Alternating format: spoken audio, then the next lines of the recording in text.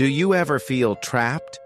Not by physical bars, but by something far more insidious, your own thoughts? We all build invisible prisons in our minds, structures made of limiting beliefs and endless inner chatter. In this video, we're going to expose those self-made walls and show you exactly how to tear them down. The greatest trick the human mind ever played was convincing you that you are free. You walk where you want. You buy what you want. You say what you want. But are you truly free? Or are you operating within a perimeter defined by your past, your fears, and your conditioning? Most people live their entire lives inside a cell they cannot see. They patrol the borders of their potential, but they never cross them. They dream of a different life, but they wake up and repeat the same one. This is the self-imposed prison. And the terrifying truth is, you are not just the prisoner. You are also the architect. And you are the warden. To understand this prison, we must look at the concept of learned helplessness. In a famous experiment, psychologists placed dogs in a box where they received mild shocks. At first, the dogs tried to escape, but they realized they couldn't. The shocks were unavoidable. Eventually, they gave up. They lay down and whined. Then the psychologists opened the door of the box. The dogs could easily walk out, but they didn't. They stayed in the box and endured the shocks. They had learned that they were helpless. They had built a mental prison that was stronger than the physical reality. We are like those dogs. As children, we try to express ourselves. We try to be big. We try to explore. But we get shocked. We get rejected. We get criticized. We get told no. We get told, you are not smart enough. You are too loud. You are not worthy. So we learn. We learn to stay small. We learn to stay quiet. We learn to stay in the box. And now, as adults, the door is open. No one is stopping you, but you are still sitting there, waiting for permission to leave. This prison is built of narratives, the stories you tell yourself about who you are. I am just an anxious person. I am bad with money. I am destined to be alone. These are not facts. These are bricks. And you lay them one by one every day until you are walled in. We must also talk about the inner critic. This is the voice of the warden. It is that constant commentary track in your head that judges everything you do. It tells you that you are an imposter. It tells you that you will fail. Freud called this the superego. It is the internalized voice of authority figures, parents, teachers, society. It is designed to keep you safe by keeping you compliant. But safety is not freedom. Safety is confinement. The inner critic uses a weapon called catastrophizing. It takes a small possibility of failure and turns it into a vision of total destruction. If I speak up in this meeting, I will look stupid. If I look stupid, I will get fired. If I get fired, I will be homeless. This chain of logic happens in a split second, and the result is paralysis. You freeze. You stay in the cell, and the warden smiles. But why do we do this? Why would any being build a prison for itself? The answer is uncomfortable. We build the prison because the prison is predictable. The human brain hates uncertainty. Uncertainty feels like death. Inside the prison, you know the rules. You know you are a failure, so you don't have to try. You know you are unlovable, so you don't have to risk rejection. The misery of the prison is familiar. And to the primitive brain, familiar equals safe. Freedom is the unknown. Freedom is the open ocean. It is vast, deep, and dangerous. So we choose the cage. We choose the comfortable hell over the terrifying heaven. This is the first step of the great escape. You must admit that you are in a cage, and you must admit that you locked the door yourself. You are not a victim of circumstance. You are a victim of your own mind. But if you built it, you can deconstruct it. In the next block, we will examine the tools you use to build this prison. We will look at the Reticular Activating System and how your brain filters reality to keep you trapped. And we will explore the allegory of Plato's cave and the pain of seeing the light for the first time. The escape begins now. How does the mind maintain this illusion? How does it keep the walls solid, even though they are made of air? It uses a biological filter called the Reticular Activating System, RAS. Your brain is bombarded with millions of bits of information every second. If you processed it all, you would go insane. So, the RAS acts like a bouncer at a club. It decides what gets into your conscious awareness and what gets ignored. But here is the catch. The RAS works based on your beliefs. If you believe the world is a hostile place, your RAS will let in every insult, every threat, every frown. It will block out the smiles, the opportunities, the kindness. You will literally not see the evidence that contradicts your belief. You are trapping yourself in a feedback loop. You believe you are unworthy, so you see evidence of your unworthiness, which reinforces the belief.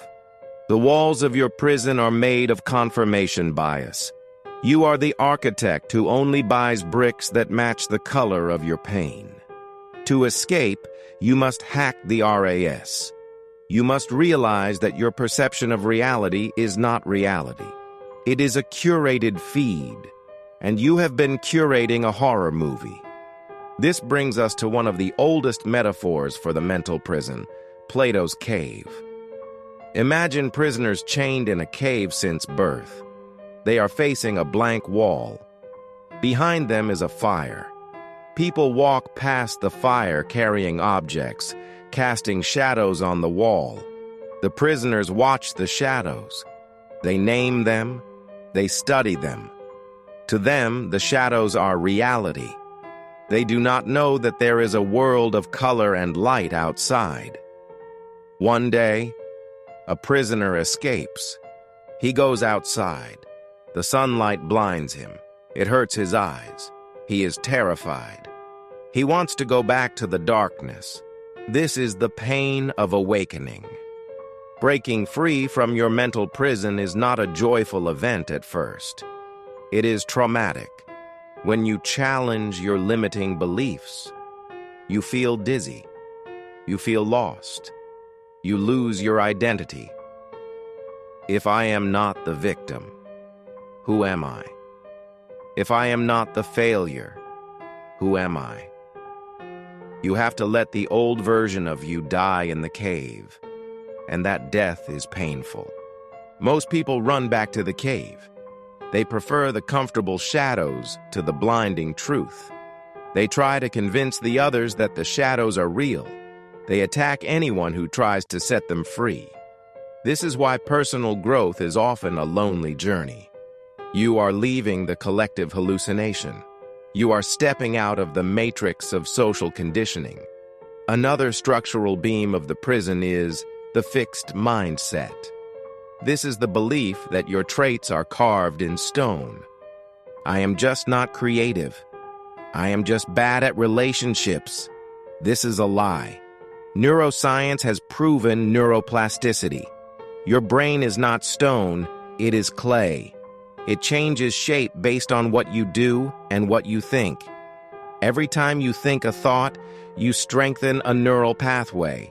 You are literally wiring your brain into a prison shape, but you can rewire it. You can build a ladder instead of a wall.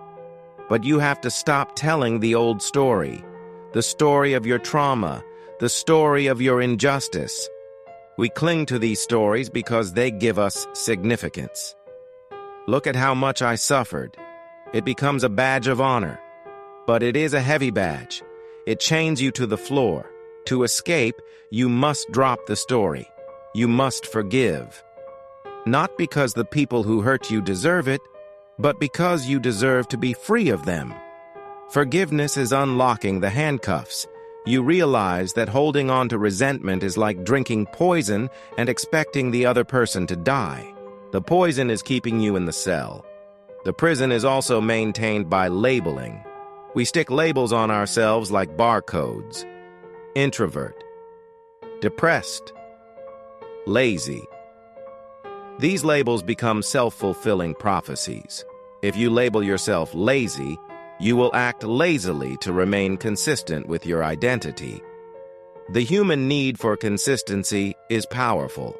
We will sabotage our own success just to prove our labels right. Tear off the labels. You are not a noun. You are a verb. You are not an anxious person. You are a person currently experiencing anxiety. It is a state, not a trait. States change. Traits are permanent. Do not make permanent rules out of temporary feelings. The walls of the prison are paper thin. They only look like stone because you have been staring at them for so long. In the final block, we will execute the escape plan. We will learn the technique of cognitive diffusion. We will learn how to observe the thinker, and we will discover the ultimate key, the realization that there is no lock on the door. You just have to stand up and walk. How do we finally walk out? How do we break the hypnotic spell of our own programming? The master key is metacognition, thinking about thinking.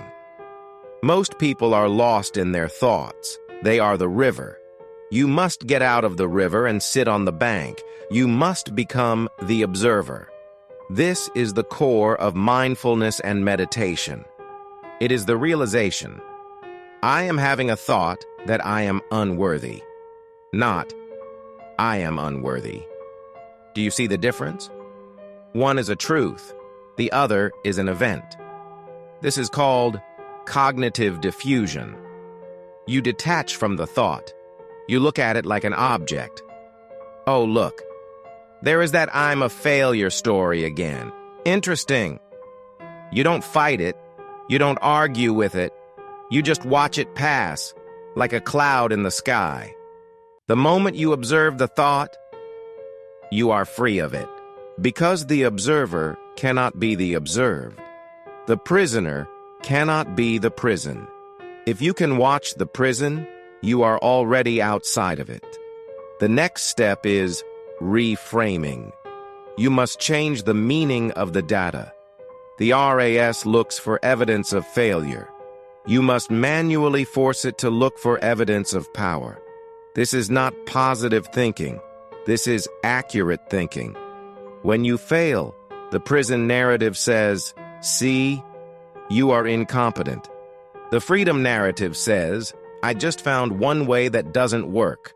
I am learning. You must become the editor of your own mind. Edit the script, rewrite the dialogue, change I have to I get to. Change I can't to I haven't figured it out yet. Language shapes reality. Speak the language of freedom. Then you must take action. We think we need to feel confident before we act. That is a trap. Confidence comes after action. You have to act while you are still afraid. You have to walk through the prison door while your legs are shaking. This is called behavioral activation. By changing your behavior, you change your feelings. If you act like a free person, even if you are faking it, your brain will eventually align with the new reality. Fake it until you become it. Step into the zone of proximal development. Push yourself just a little bit outside the cage every day. Expand the perimeter. Do one thing that scares you. Have one difficult conversation. Each act of courage removes a brick from the wall. You must also curate your environment. As we discussed in previous videos, the environment molds you. If your friends are also prisoners, they will try to keep you in the cell. Surround yourself with escaped prisoners. Surround yourself with people who are living the life you want. Their freedom will be contagious. Their belief systems will infect you. You need a support team for the escape. This is the hardest pill to swallow. No one is coming to save you. No one is going to unlock the door for you. You are the only one who can do it.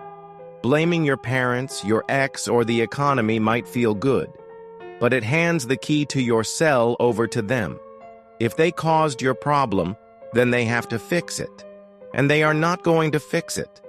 When you accept that you are 100% responsible for your mindset, you take the key back. It is a heavy weight, but it is the weight of freedom. The Great Escape is not a one-time event. It is a daily practice. Every morning you wake up in the cell of your old habits. Every morning you have to choose to walk out. You have to choose awareness over autopilot. You have to choose growth over comfort. You have to choose the unknown over the known. The door is open. The guards are asleep. The world outside is waiting for you. The real you. The limitless you. The you that was there before the bricks were laid. It is time to run. It is time to live. Don't look back. You are free.